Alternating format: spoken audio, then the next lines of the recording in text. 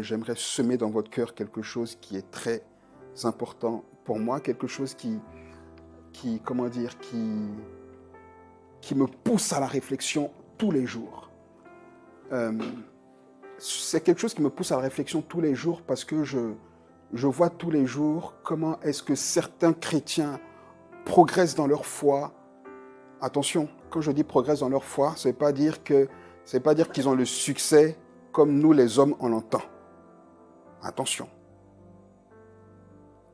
Et comment à côté, je vois des chrétiens qui étaient tout feu, tout flamme, qui chutent dans leur foi.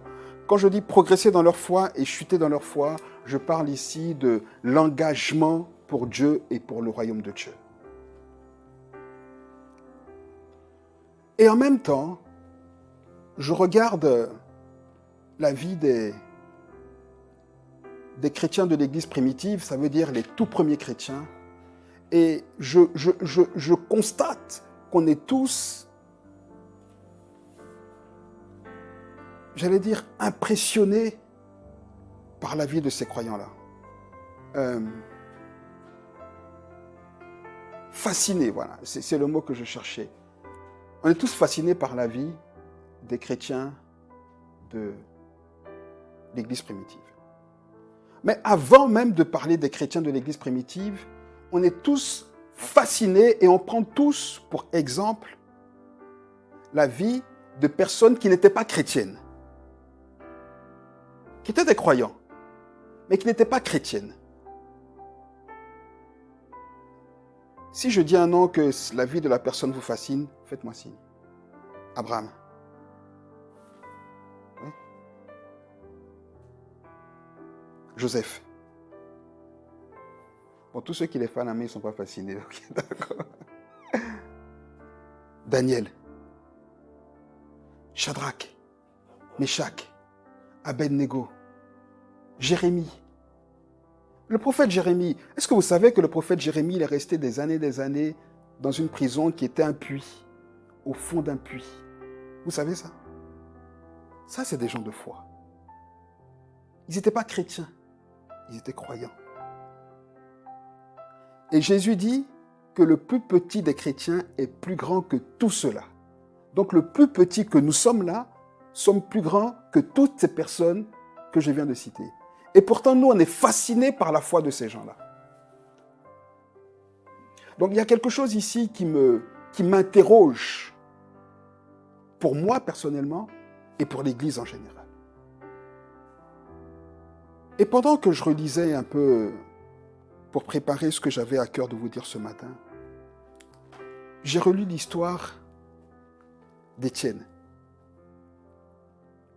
Il y a un cantique que j'aime beaucoup, tout le monde me dit que, bon, tout le monde, ceux qui sont dans mon intimité, me disent que j'aime, ma mère me dit toujours, mais t'aimes ce cantique-là? Je dis, ouais, mais tu ne peux pas comprendre en fait ce qu'il me raconte, ce cantique.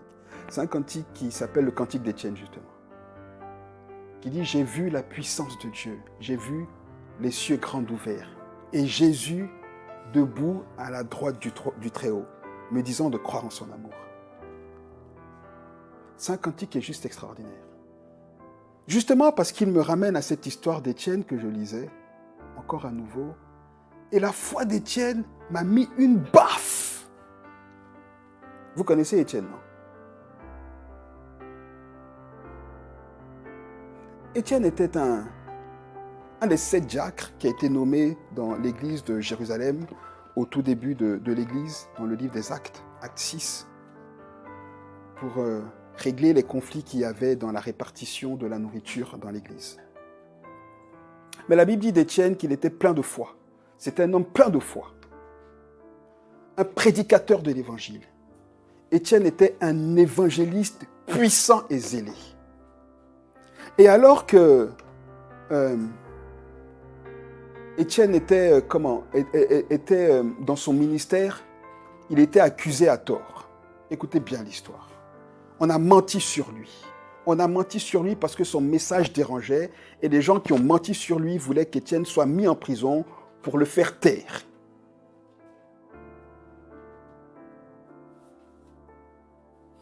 Moi, ça me fascine. Moi, ça me fascine. que quelqu'un parle de l'évangile au point où tous ceux qui entendent ce qu'il dit aient envie qu'il se taise. Tais-toi, tais-toi, tais-toi. Ok. Étienne, donc, devant le tribunal, entre guillemets, commence à parler de l'œuvre de Dieu. Depuis Abraham, il commence à dire tout ce que Dieu a fait. Il commence à expliquer la vision de Dieu.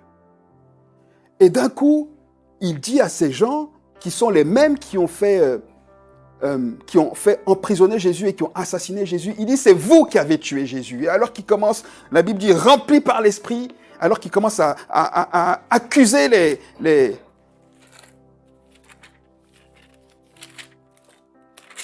meurtriers de Jésus, la Bible dit que ces gens-là ont commencé à grincer des dents, ils étaient en colère. Mais Étienne savait qu'il était en train de jouer sa vie. Voilà ce qui me fascine dans la foi des chrétiens de l'Église primitive. Ils étaient chaque jour, au travers de leur foi, en train de mettre leur vie en péril à cause de Jésus. Quelqu'un entend ce que je dis? Ils mettaient leur vie en péril tous les jours à cause de Jésus. Ça me fascine.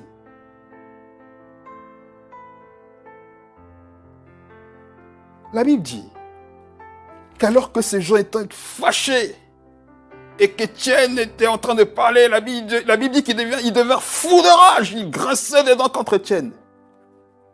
Et alors qu'Étienne voyait ces gens en train de... Il savait que ces gens-là avaient le pouvoir de le tuer, il voyait qu'ils étaient en colère, qu'ils allaient le condamner. La Bible dit, écoutez-moi bien, Acte 7, à partir du verset 55. Mais lui, Étienne, rempli du Saint-Esprit, leva les yeux où? Vers le ciel. Nous, les chrétiens d'aujourd'hui, quand ça ne va pas, on regarde les yeux vers la terre.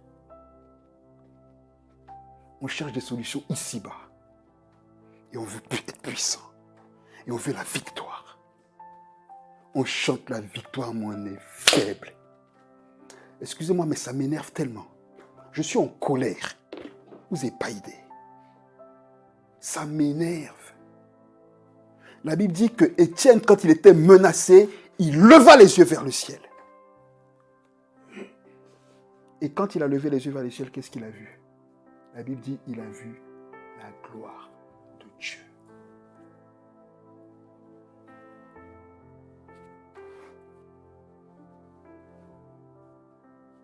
Et quand il a vu la gloire de Dieu, il a chanté ce cantique que j'aime.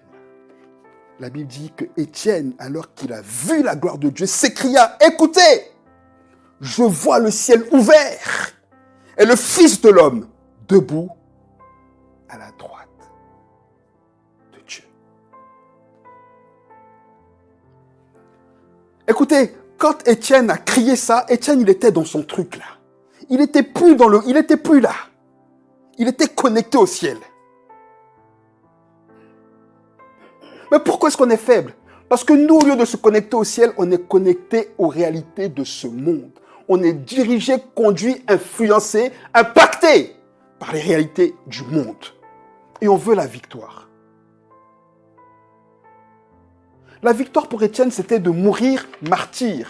La victoire pour nous, c'est d'amasser des choses dans ce monde. Avoir des choses. Ça n'a rien à voir. Mais comment est-ce qu'on peut avoir la foi? Parce que quand on veut nous prendre quelque chose de tellement mal qu'on renonce même à Dieu. Étienne dit, ma vie, prenez-la. Moi, je suis dans le ciel. Là. Et Étienne ne s'est pas contenté d'une attitude comme ça pour nous faire croire quelque chose. Non, la Bible dit qu'ils ont saisi Étienne. Ils l'ont emmené loin là-bas. Ils ont commencé à le lapider. Vous entendez? Ils ont pris des cailloux. Lui, il lançait des cailloux. Est-ce que vous comprenez ça? Nous, à cause d'une facture, on renonce à Dieu. À cause d'une facture. Ah Seigneur, tu ne m'as pas exaucé. À cause d'une facture. Et on veut la puissance. Et on dit qu'on est puissant.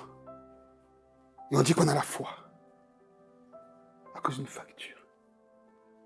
À cause d'un échec. On refuse un truc, un échec. Ah Seigneur, moi je ne vais plus à l'église. Ah, de toute façon, Dieu n'existe pas. On remet tout en question. Excusez-moi, on n'est pas des chrétiens. Hein. On est des vrais crétins. Non, je suis trop en colère. Vous n'avez pas idée. Vous n'avez pas idée. Vous n'avez pas idée. Et je comprends quand je suis dans cet état-là, pourquoi est-ce que Jésus est rentré dans le temple et il a tout renversé. Parce que j'ai envie d'aller dans les églises et tout renverser. Il leur dit, arrêtez un peu vos bêtises là. Pour ne pas dire un autre mot. On cherche quoi? La Bible dit qu'alors qu'il lapidait Étienne, et croyez-moi, c'était pas des graviers hein, qui lançaient, c'était des vrais cailloux, des pierres, de gros cailloux. Pendant qu'il jetait les pierres sur lui, Étienne priait ainsi. Seigneur, reçois mon esprit. Étienne ne priait pas, Seigneur, délivre-moi. Regarde ce qu'ils font. Je n'ai rien fait. C'est injuste. Non. Étienne, il était déjà dans le ciel. Là. Il ne voulait même plus avoir affaire à la terre. Il dit, Seigneur, prends-moi. Prends mon esprit. Prends mon esprit. Voilà la foi. Voilà la foi. Voilà la foi de quelqu'un qui connaît Dieu. Quelqu'un qui connaît Dieu, il est dans cette attitude-là. Il est connecté au ciel. Il n'est pas connecté au monde, là. Courir après les choses du monde, là. Oh! Et quand on les a pas, le ciel nous est tombé sur la tête. Mais heureusement que le ciel nous tombe sur la tête, ça veut dire qu'on va aller au ciel, non? Non. Non, ça me fatigue. Étienne n'a pas dit, Seigneur. Moi, je me demande quand je lis ça si Étienne n'était pas marié. La Bible ne le dit pas. Mais est-ce qu'Étienne n'avait pas des enfants? Est-ce qu'il n'était pas marié? Est-ce qu'il n'est pas des gens à qui il tenait? Est-ce qu'il n'y a pas des choses qui le retenaient dans ce monde-là? Pour qu'il n'a pas prié, Seigneur, regarde mes petits-enfants. Regarde ma famille. Mais je vais mourir comme ça. Non. Étienne avait oublié tout ça. Parce que ce qui était dans le cœur d'Étienne, c'était le ciel. C'était le ciel. Et quand il dit ça, il est comme ça. Il dit, Seigneur, il est, en fait, il est connecté au ciel. C'est-à-dire que le monde n'existe plus pour lui. La terre n'existe plus pour lui. Ses désirs terrestres, tout ce qu'il a pu amasser sur la terre, tout ce qu'il a pu construire, toutes ces choses qui ont de la valeur, tout ça, il a tout oublié, il est connecté au ciel. Il est comme ça, il dit, Seigneur, reçois mon esprit. Et quand il crie ça, ensuite, la Bible dit, il tombe à genoux.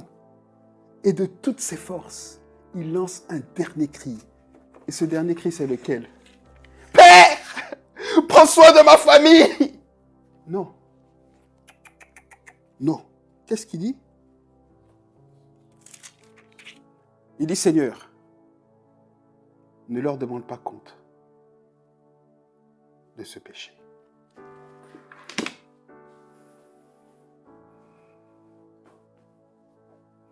Voilà concrètement ce qu'on appelle quand quelqu'un te frappe sur la joue gauche, tandis la joue droite. C'est ça. C'est ça. Un croyant, plein de l'esprit de Dieu. C'est son attitude. Un croyant, plein de l'esprit du monde, aurait crié, Seigneur, ne les laisse pas faire. Seigneur, sauve ma vie. Seigneur, mes enfants ont besoin de moi. Seigneur, je peux encore atteindre mes objectifs. Je vais marcher mal sur la... Non, non, ça c'est nous là. Plein d'esprit de la chair. Plein d'esprit du monde.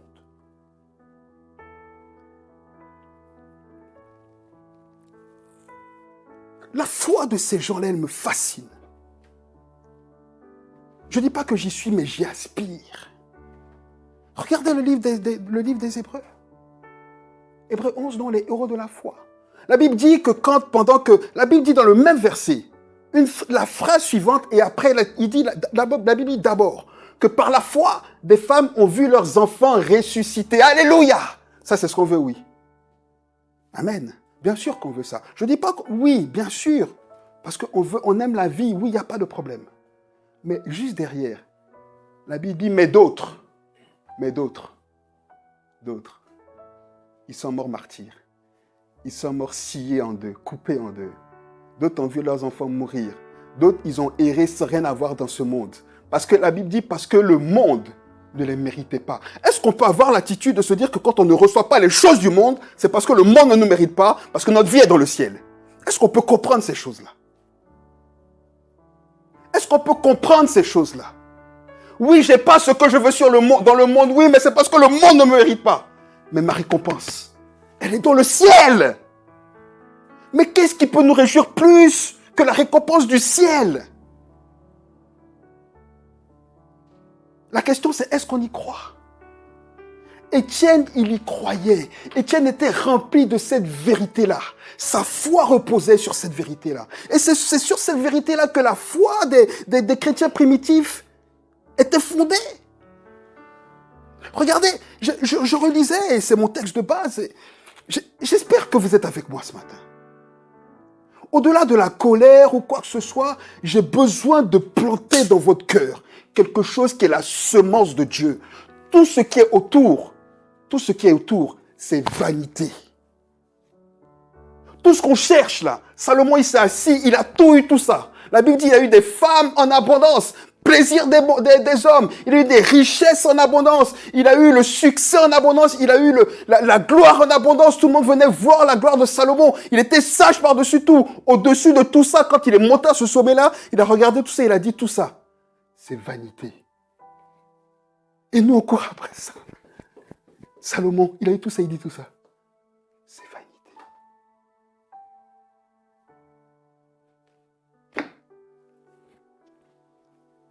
Je connais des gens très riches. Très riches. Ils ont bâti cette richesse à force de travail, ils ont bâti tout. Ils vont mourir bientôt. Ils n'ont pas un héritier.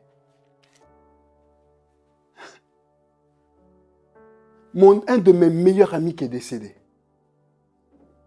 il a réussi. Il était en plein bourg, en plein succès financier. C'était excellent, un bosseur. Il a bossé, il a tout bâti. Il est parti de rien. Un jour, on va chez eux à Abidjan. Il avait une belle maison qu'il louait. Je lui dis, mais frère, t'es blindé, mon gars. Construis une maison maintenant, c'est l'heure de construire.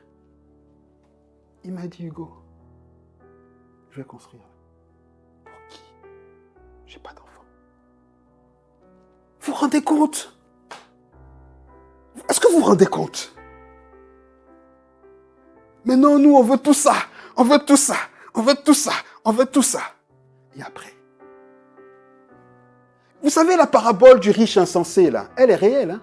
Il dit, maintenant, je suis blindé. Je vais vivre et boire de tout ce que j'ai. Jésus dit, insensé, ce soir même, tu vas mourir. Il y a des gens, ils cherchent un enfant.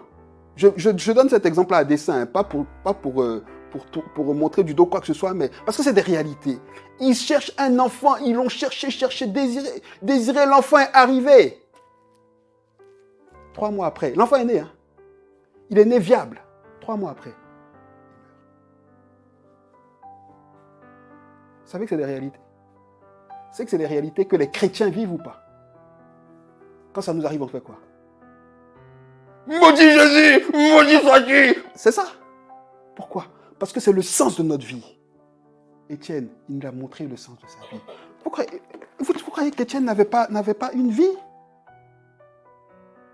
Mais face à l'injustice, qu'est-ce qu'il a fait? La Bible dit, il a levé les yeux au ciel. Il a levé les yeux au ciel.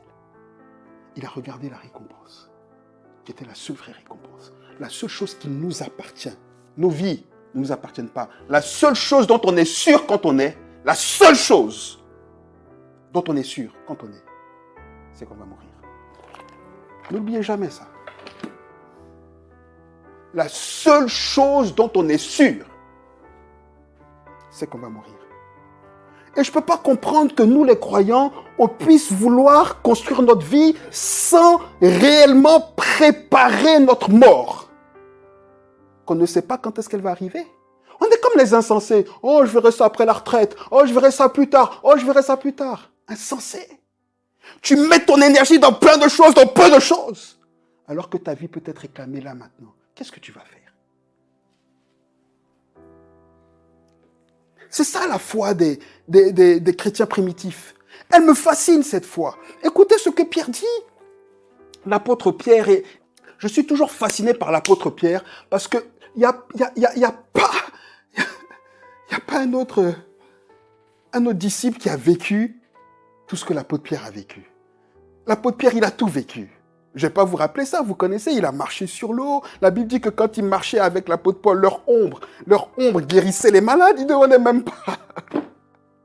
Il ne demandait même pas. Il monte pour prier au temple, il voit ce paralytique, il le regarde. Il monte pour prier, l'Esprit de Dieu lui dit, calme-toi, il revient. L'Esprit le pousse, il le regarde. Il dit, j'ai rien au nom de Jésus, lève-toi. Mais qu'est-ce qu'il n'a pas vécu? Mais qu'est-ce qu'il n'a pas vécu? Il voit Ananias rentrer, Ananias lui donne son offrande, l'Esprit de Dieu, Ananias c'est un menteur. Il dit, mais Ananias, pourquoi mens-tu à Dieu? L'apôtre Pierre, quel miracle il n'a pas vécu? L'apôtre Pierre a écrit oui ou non? Il écrit 2 lettres. Dans aucune de ces lettres, il parle de miracle. Aucune. Il ne parle pas de ce que l'on appelle les succès. J'ai marché sur l'eau. Oh, l'ombre. Pierre ne parle pas de ça. Il s'en fout de ça. Pourtant, il a vécu. Pierre, il était là quand Jésus a prié avec les 5 pains et les 3 poissons. Puis il a commencé à t'expliquer. Il a dit, mais Père, mais maître. Jésus dit, oui, fais. Il était là. Il a vécu toutes ces choses. Toutes ces choses que nous on considère comme la victoire. Il était là. Pierre, à Gethsémane, quand Malchus est arrivé, il a tiré l'épée, oui ou non? C'est le seul. Il a coupé. Oui, il a coupé l'œil de Malchus ou pas? Il était là. L'oreille, pardon. Pierre, le même Pierre, il a vu Jésus prendre l'oreille. Pierre, qui tue par l'épée, périra par l'épée. Il a collé l'oreille de Malchus. Pierre était là. Pierre était là. Mais Pierre ne raconte pas tout ça. Il raconte pas tout ça. C'est pas ce qui fait sa gloire. C'est pas l'objet. C'est pas le sujet de sa foi. C'est pas le sujet de sa foi. C'est pas le sujet de sa foi. J'espère que vous comprenez bien ce que je suis en train de dire. C'est pas le sujet de sa foi. Non. Quand Pierre écrit, quand il commence sa lettre, il commence en disant, écoutez, loué soit Dieu, le Père de notre Seigneur, je suis dans 1 Pierre à partir du verset 3. Le Père de notre Seigneur Jésus-Christ, dans son grand amour, il nous a fait naître à une vie nouvelle grâce à la résurrection de Jésus-Christ dans tes morts. Regardez, il commence pas, il dit, dans son grand amour, il m'a appelé moi le pauvre pécheur. Il a fait de moi un apôtre au-dessus de tous les apôtres. Il a dit, sur toi, je bâtirai mon église, Pierre. Non. Non. Non. Il nous a fait naître à une vie nouvelle grâce à la résurrection de Jésus-Christ dans tes morts, pour nous donner une espérance vivante. Voilà l'objet de la foi de Pierre. Pierre dit que Dieu, au travers de la mort et de la résurrection de Jésus, a fait tout ça, pas pour qu'on ait la victoire du succès dans le monde là. Non! Car Dieu a tant aimé le monde qu'il a donné son Fils Jésus afin que quiconque croit soit riche, prospère, sans problème, sans souci, dans l'abondance. C'est ce que la Bible dit. Mais pourquoi est-ce qu'on est toujours en train d'essayer de faire dire à Dieu des choses qu'il n'a pas dites? Et on se met nous-mêmes en colère, en se mettant dans la tête des choses que Dieu n'a jamais dites.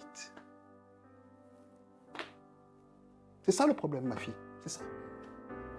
Tu comprends ce que je te dis ou pas? J'espère que tu comprends bien. Non, courir là, et puis quoi? Et puis tu meurs demain, insensé. Et puis tu fais un accident. Des fois, tu meurs même pas.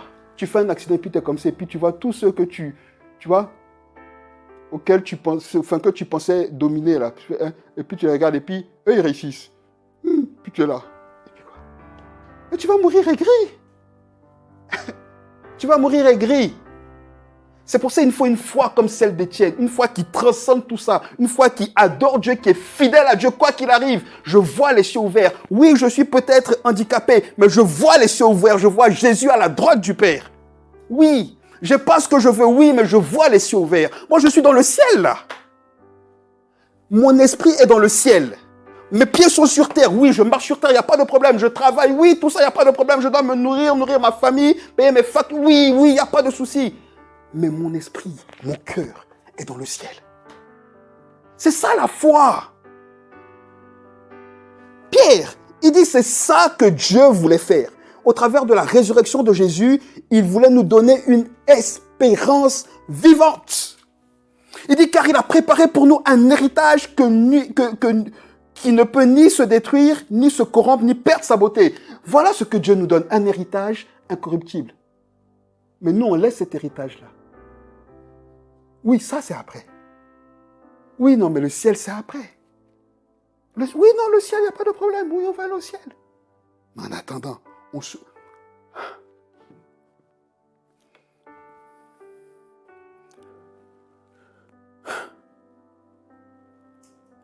Verset 6. Il dit, voilà ce qui fait votre joie. Et là, chacun doit se demander si on se sent concerné par ce que Pierre dit. Est-ce que quand Pierre dit aux chrétiens, à qui il adresse cette lettre, dont on doit faire partie, que ce qui fait votre joie, c'est l'espérance vivante, l'héritage que Dieu nous prépare dans le ciel, ce qui fait notre joie, est-ce qu'on peut dire, ah oui Pierre, tu as raison. C'est vrai, effectivement, ce qui fait ma joie, c'est l'héritage que Dieu me réserve au ciel. Qui peut dire ça? Ah non, moi, ce qui fait ma joie, c'est quand même d'arriver à mes objectifs sur terre, quand même, là. Bon, on verra le ciel après, mais d'abord,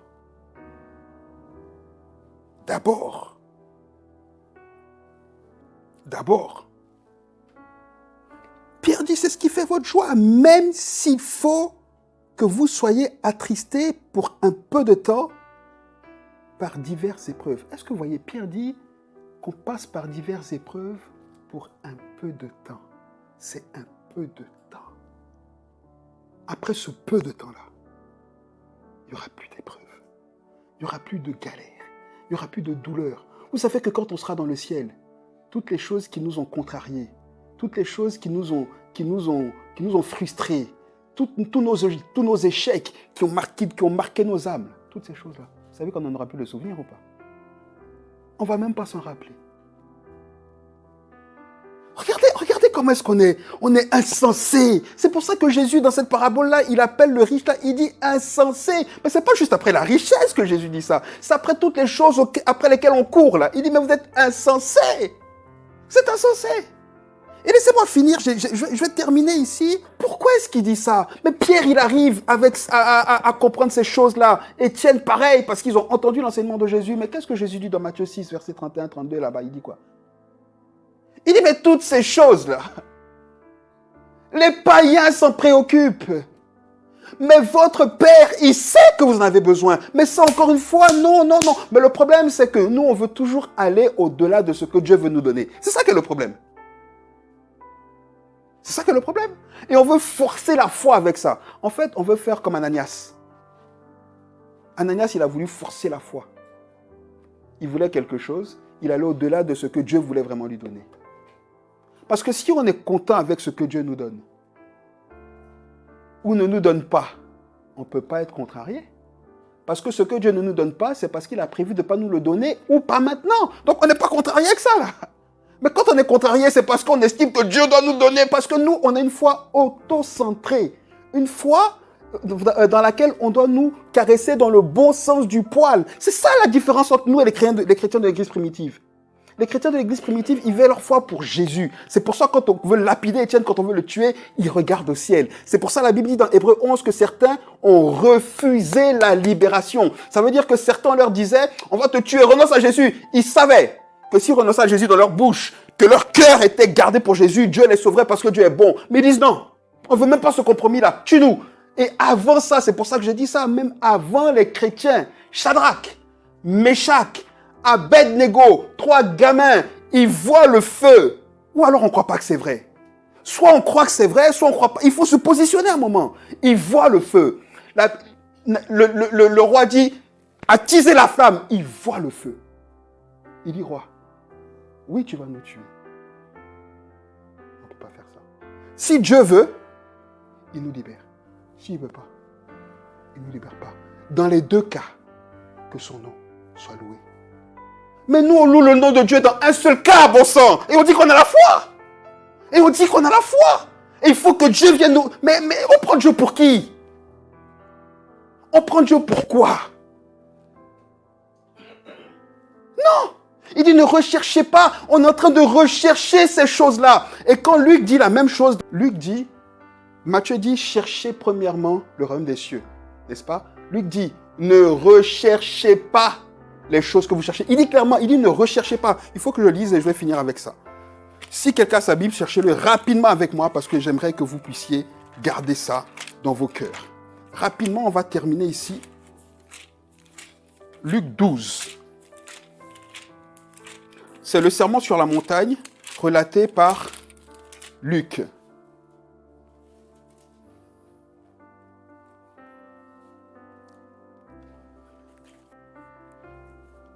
Matthieu dit,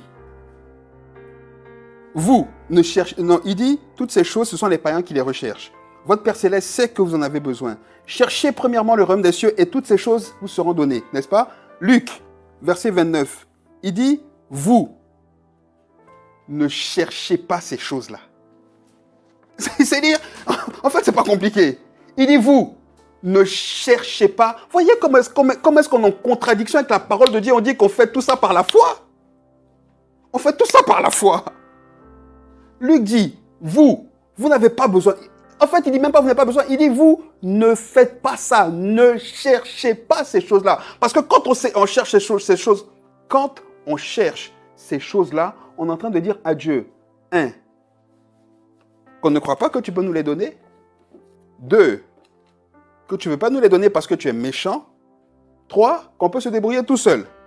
Et on dit qu'on a la foi. Et on dit qu'on a la foi.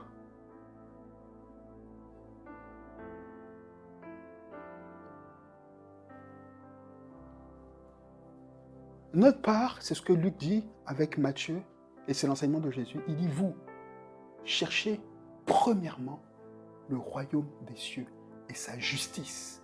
Et toutes ces choses seront... C'est clairement ce que Étienne nous montre.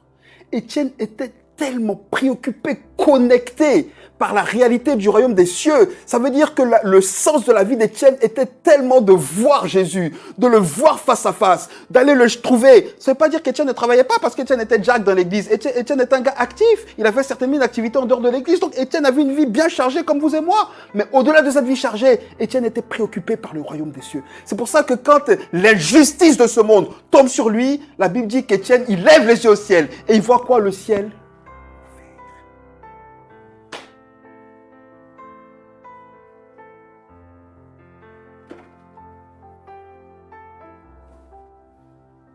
Il voit le ciel ouvert.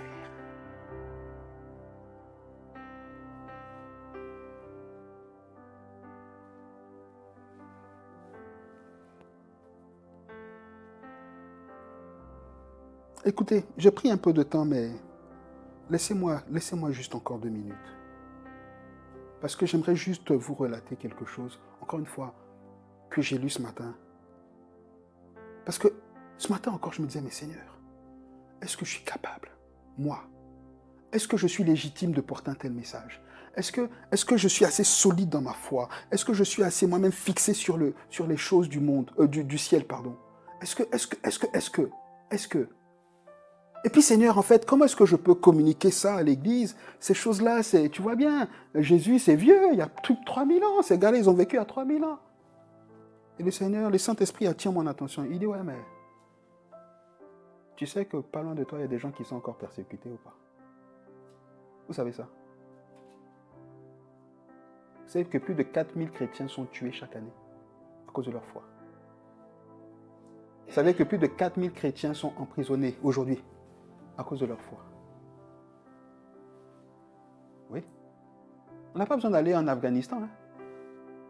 Ma femme, elle se cachait par là à l'église hein, quand on s'est connus. Elle se cachait. Quand sa famille l'a appelé pour dire « Ok, tu veux te marier avec lui, ok, c'est parce qu'il est chrétien. » Non, mais toi, on m'a dit que tu es chrétienne, non? Tu es chrétienne ou tu es musulmane? Toute la famille, elle savait que toutes ses tantes allaient la renier. Sa mère était là. Elle savait qu'en disant oui, je suis chrétienne, c'était la honte sur sa mère. En fait, on n'a pas conscience de ces choses-là.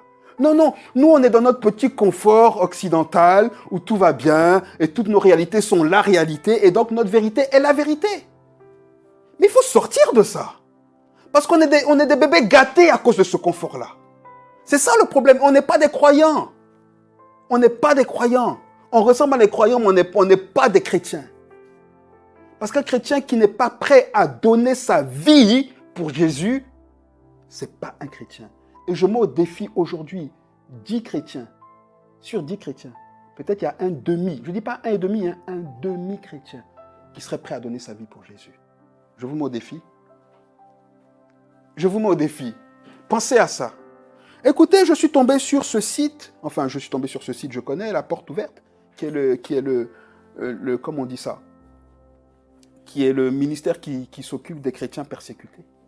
Et je suis tombé sur ce témoignage que j'aimerais lire pour terminer. Cette chrétienne afghane. Vous savez, c'est pour ça, en fait, excusez-moi, mais c'est pour ça, en fait, trop de confort tue la foi. Ça, c'est John Wesley qui l'a dit. Un réformateur des années 1800, le créateur des églises protestantes. Bon, moi, je suis protestante méthodiste, pardon. Des églises méthodistes. Bon, je suis issu des églises méthodistes, donc je suis très influencé par la théologie de Wesley que j'aime beaucoup. Wesley, il dit que quand le chrétien est trop confortable, sa foi chute. C'est ça. On a tout. On n'a pas de problème. Donc quand on ne nous donne pas, c'est ça qui est le problème.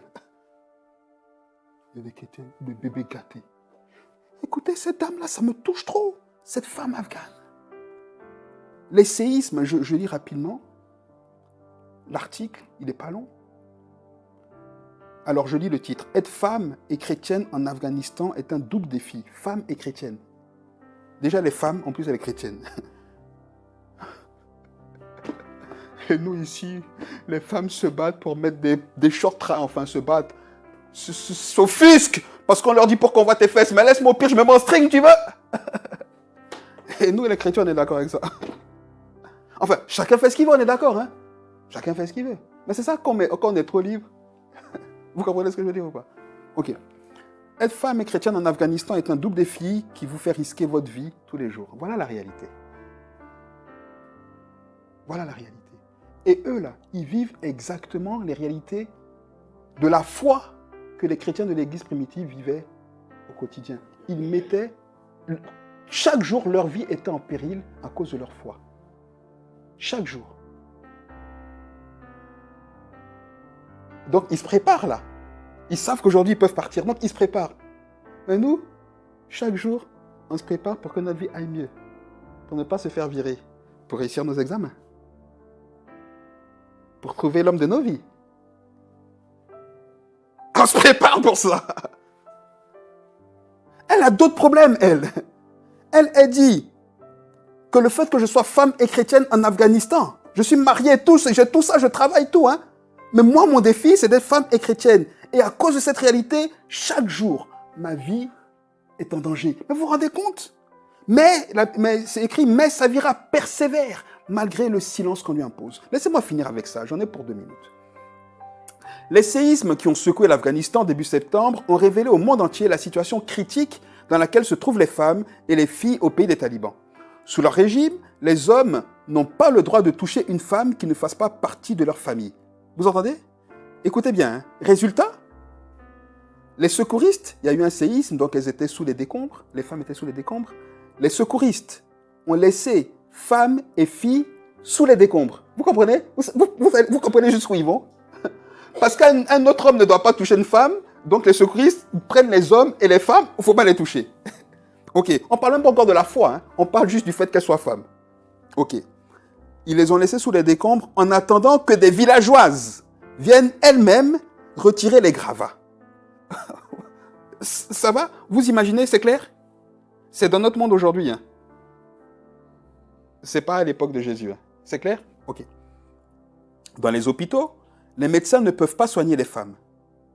Et même dans leur propre domicile, les femmes n'ont le droit ni de parler, ni de chanter si un homme est présent.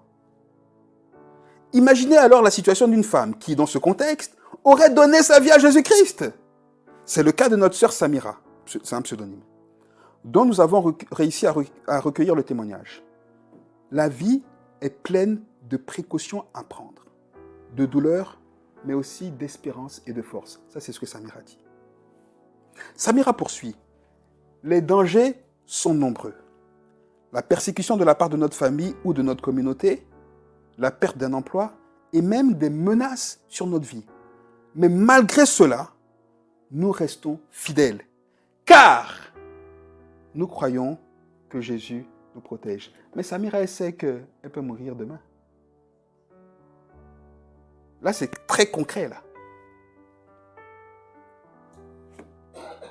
Mais concrètement, comment fait-elle pour vivre sa foi? Ça, c'est la question.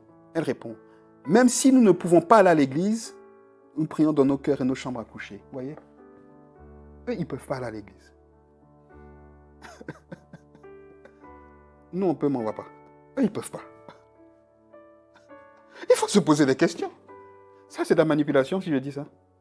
Je vous pose une question. C'est de la manipulation? Elle dit, même si on ne peut pas aller à l'église, ça lui manque. Elle a besoin d'aller prier avec les frères et sœurs. Nous, oh, bah lui, mais là, tu sais, lui, il est toujours en train de me prendre. Oh, tu sais, lui, il pue, alors je ne vais pas y aller. Et puis lui, non. Samira, même si son frère pue de la gueule, pue des aisselles, elle va aller prier avec lui. Mais elle ne peut pas. Non, il faut que je dise des choses comme ça, sinon on ne comprend pas. C'est ça la réalité.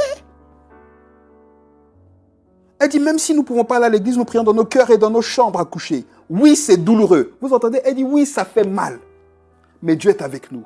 Et comme avec Joseph en prison, avec Daniel dans la fosse au lion. Pour Samira et ses compagnes chrétiennes en Afghanistan, les paroles de Jésus en Matthieu ont une signification littéralement. Ça, je laisse ça parce que ce n'est pas très pertinent. Comment fait-elle pour ne pas perdre courage? Samira dit, nous avons décidé de garder notre foi cachée en priant en silence et en lisant la Bible, toutes seules, chacune de son côté. Donc, c'est-à-dire qu'elles ne peuvent même pas partager, intercéder les unes pour les autres, prier. Ah, mais toi, qu'est-ce que tu penses? Elles se débrouillent pour grandir dans leur foi. Vous? Non, je ne vais pas dire ça. Nous. Sinon, nous, on a tous les dons. Apôtres, prophètes, évangélistes, pasteurs, docteurs, tout. Tout. Oh, il parle trop, il nous manipule. Oh, elle les cherche, elle se débrouille. Oh, ça, c'est la réalité. Écoutez, bon, je parle à vous, mais en même temps, comme je sais que d'autres personnes vont entendre ce message-là, je parle aussi à tout le monde. Hein. Je parle à l'église en vrai. Mais on est dedans, nous tous. Nous tous. On a accès à Internet, donc on se débrouille. Oh, et puis on compare. Et puis on ne compare pas la Bible, on n'est pas comme les chrétiens de Béret. Hein. Non, nous on compare sur Internet. Bon, le pasteur, il a dit ça. Bon, qu'est-ce que pense ce prédicateur? Qu'est-ce que pense ce prédicateur? Non, nous c'est ça. Au lieu d'aller chercher dans la Bible, ah pasteur, mais tu as dit ça, mais en fait, moi j'ai lu ça dans la Bible. Non, nous on ne fait même pas ça. Samira, elle veut ça.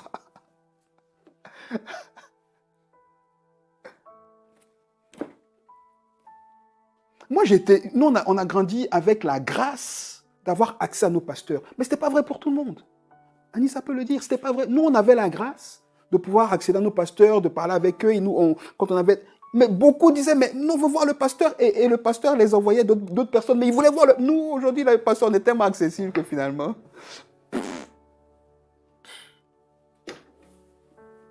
Ok. Bon, je suis un peu long, mais je finis quand même. Donc, elles lisent chacune leur Bible de leur côté. Et voilà ce que Samira dit. À l'intérieur, nous avons la lumière. À l'extérieur, nous faisons face à la peur et aux ténèbres. Nous sommes des héroïnes silencieuses. C'est comme ça qu'elle se qualifie. C'est beau et c'est fort en même temps. Et Samira nous donne quelques sujets de prière. Écoutez encore les sujets de prière, parce que ça nous donne de comprendre encore une fois l'état de son cœur. Premièrement, elle dit prier pour que Dieu rende nos cœurs forts dans les moments de peur et de silence. Vous voyez? Prier pour que Dieu rende nos cœurs, pour que notre foi soit fortifiée. Pour que, comme Étienne, quand on est dans la douleur, on ne renonce pas, qu'on regarde à Jésus. Elle dit prier pour que nous sentions le Saint-Esprit dans notre solitude. Regardez les sujets de prière. Qui prie ça?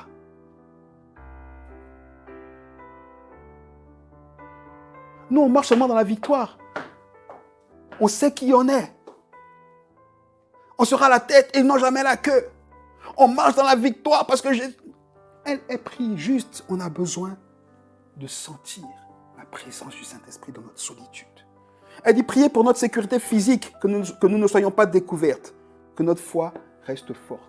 Mais elle n'est pas en train de prier pour que, si on est découvert, qu'on ne nous tue pas. Non, elle est prête à ça.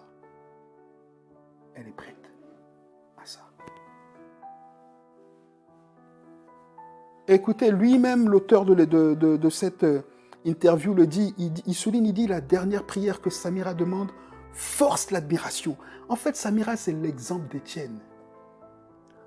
Il dit, cette prière force l'admiration tant elle montre l'espérance. Vous comprenez? La foi de Samira est basée sur l'espérance. Pas sur ce que Dieu a promis. C'est ça la différence entre eux et nous. Nous, nos foi sont basées sur les promesses. Mais la promesse que Dieu fait à Stéphanie n'est pas la promesse que Dieu me fait. Et s'il donne à Stéphanie qui ne me donne pas, pourquoi je suis jaloux? La seule promesse qu'on a, c'est notre espérance. Et c'est sur ça que notre foi doit être basée. Il dit, cette prière, elle force admiration tant elle montre l'espérance qui anime Samira dans une situation qui semble totalement désespérée. Samira demande en dernier prier pour que la Bible soit accessible, pour que plus de gens soient baptisés et deviennent des disciples dans mon pays. Mais vous vous rendez compte? Père, ne leur impute pas ce péché. Ne leur impute pas ce péché. Quand ton prof te reprend, dis Seigneur, oh Dieu, montre-lui ton amour. C'est ça? Non? Non, non, non, les filles, non. Il se prend pour qui? Quand nos patrons nous brandissent la menace du chômage, on va te renvoyer. Seigneur, touche le cœur du patron. Seigneur, touche le cœur du patron. N'est-ce pas? Vous allez me dire que c'est légitime. Mais ça reflète d'une foi qui est basée sur ce que Dieu nous donne ou pas. Et ça, c'est pas la foi. On ne peut pas baser notre foi sur ce que Dieu nous donne ou pas. Vous savez pourquoi? Parce qu'on l'a chanté tout à l'heure. Parce qu'il nous a déjà tout donné au travers de Jésus. Jésus qui est venu afin que quiconque croit en lui, pas se marie, pas ait des enfants, pas ait la belle voiture, ait la belle maison, etc. Non, non, non, non, non, non. Ne périsse pas, mais ait la vie éternelle. Et si on croit ça, et qu'on persévère pour comprendre ces choses-là, toutes ces choses-là, nous sont données en plus. J'espère ce matin que quelqu'un croit et comprend ce que je dis de tout mon cœur. De tout mon cœur. C'est bon?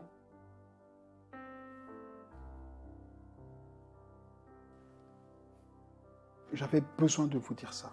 Mon cœur avait besoin de le dire. Parce que c'est l'état de mon esprit. C'est l'état de mon âme. Vous savez, je suis un homme comme vous. Hein. Vous savez que j'aime la vie. J'ai pas besoin de vous... Même si je vous le répète, je ne suis pas suicidaire. Je n'ai pas envie de mourir ni aujourd'hui ni demain.